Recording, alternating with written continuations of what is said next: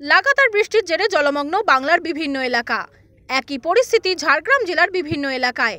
ঝাড়গ্রামের বিনপুরের সিজুয়া থেকে কাটাপাহাড়ি পর্যন্ত প্রায় 6 কিলোমিটার রাস্তার বেহাল দশা। সেখানে বৃষ্টি শুরু হতেই পথঘাটের অবনতি দেখা যায়।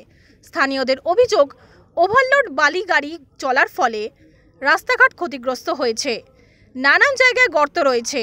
এই বৃষ্টিতে সেই গর্তগুলোতে জল জমতে শুরু করেছে। ফলে ব্যাপক সমস্যায় পড়তে হচ্ছে এলাকার বহু সাধারণ মানুষকে।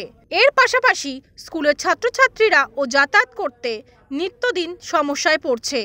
তারা জানিয়েছে যে কোনো সময় ঘটতে পারে বড়সড় দুর্ঘটনা। একাধিকবার প্রশাসনকে জানিয়েও সুরাহা হয়নি, তাই রাস্তা মেরামতির দাবিতে পথে নামলেন গ্রামবাসী।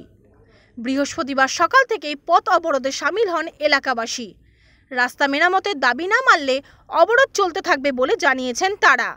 পাশাপাশি পথ অবরোধের ফলে আটকে পড়েছে বহু যানবাহন। এলাকাবাসী ও স্কুলের ছাত্রছাত্রীরা। ঝাড়গ্রাম থেকে অরূপ ঘোষের রিপোর্ট, ওঙ্কার বাংলা।